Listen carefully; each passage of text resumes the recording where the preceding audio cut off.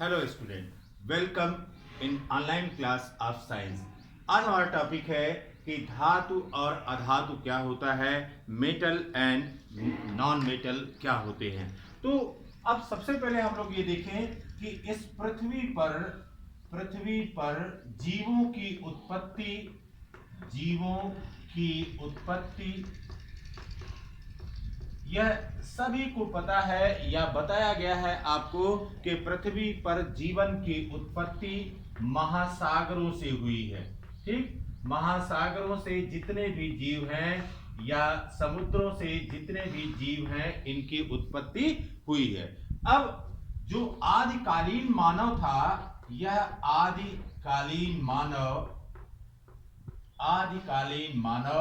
यह कहाँ निवास करता था? यह जंगलों में रहता था। और यायावर जीवन मीन्स घुमंतु जीवन था, एक स्थान पर यह स्थिर नहीं रहता था। जंगलों में या कंदराओं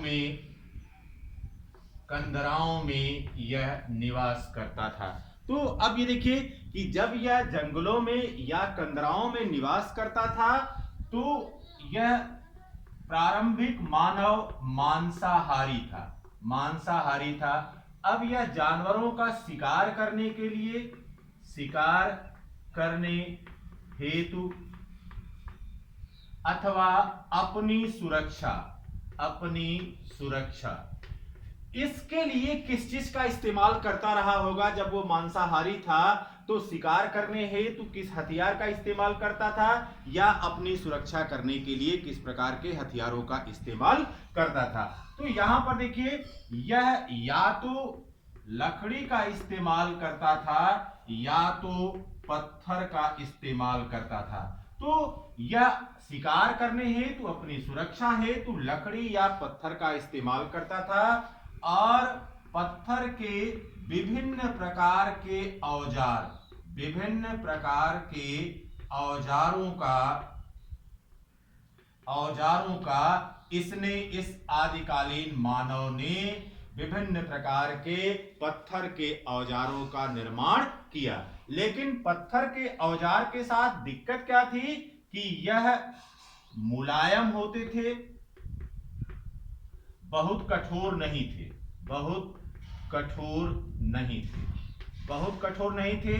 फिर इसमें यह धार नहीं थी या शार्पनेस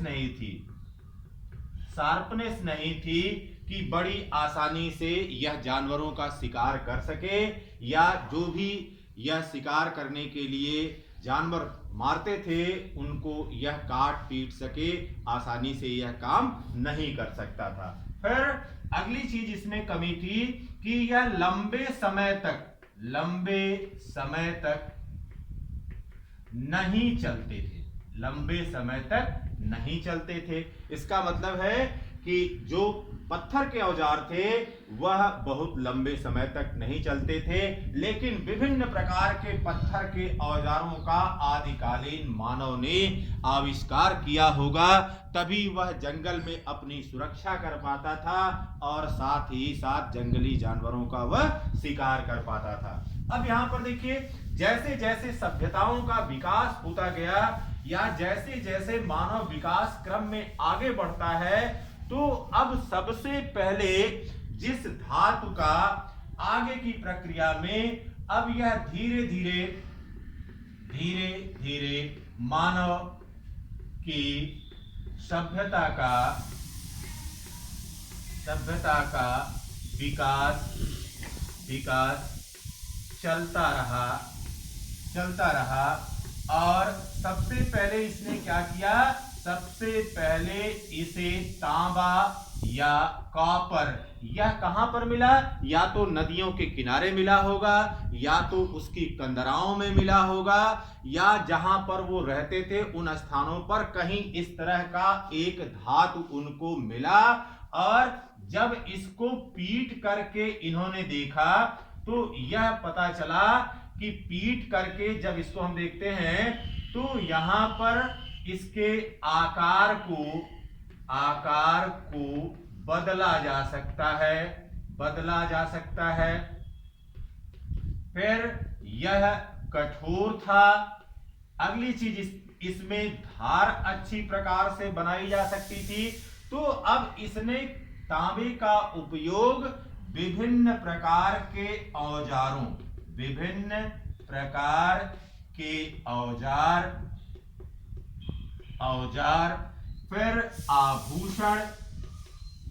आभूषण तथा बर्तनों को बनाने में किया होगा। तो जैसे तांबे का आविष्कार हो गया या तांबे की खोज हो गई, तो तांबे की खोज के पश्चात इसने विभिन्न प्रकार के औजार बनाए। अब आसानी से जंगली जानवरों का यह शिकार कर सकता था और अपनी सुरक्षा कर सकता था। साथ ही साथ आभूषण और अपने दैनिक उपयोग के बर्तनों का इसने जो है बर्तनों को इसने बनाया।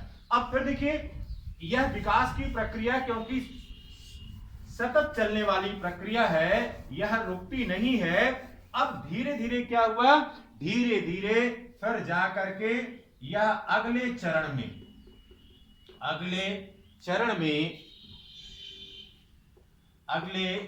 में फिर इसने लोहे का या एफी का या इस आयरन की खोज हो गई। और आयरन की खोज सभ्यताओं के विकास में, संस्कृतियों के विकास में और साथ ही साथ औद्योगिक क्रांति में एक महत्वपूर्ण योगदान लेकर के आई।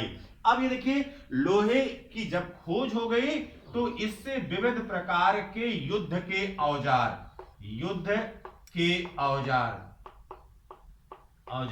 वह तलवार के रूप में हो सकता है, यह भाला के रूप में हो सकता है, या इसी प्रकार से विविध प्रकार के जो उस समय औजार लड़ाई के लिए बनते थे, उनका उपयोग इन्होंने लोहे का उपयोग इन प्रकार के युद्ध के औजारों को बनाने में किया। इसके पश्चात इसका उपयोग खेती किसानी के औजार बनाने में किया गया। इसी प्रकार से इन्हीं के उपयोग से कुल्हाड़ी या लकड़ी काटने के औजार बनाए गए और इस पृथ्वी पर फैले हुए जो विशाल जंगल थे, उन विशाल जंगलों को समाप्त करने में इस लोहे ने एक महत्वपूर्ण भूमिका अदा की। अब आप देखते जाएंगे कि जैसे जैसे हम नए नए तत्वों की खोज करते जा रहे हैं, तो नए नए तत्वों की खोज की प्रक्रिया में सबसे पहले जो हमारा युग आता है वह कहलाता है प्रस्तर युग। इसके पश्चात हम देखते हैं कि यह तांबा युग आता है, इसके पश्चात लोहे का युग आता है। तो यह विकास की प्रक्रिया है और इस विकास की प्रक्रिया में धीरे धीरे नए तत्वों की खोज होती चली गई। आज हम देख रहे हैं कि हमारे पास लगभग 118 तत्व हैं और इन 118 तत्वों में कुछ धातु हैं और कुछ अधातु हैं। Have a nice day.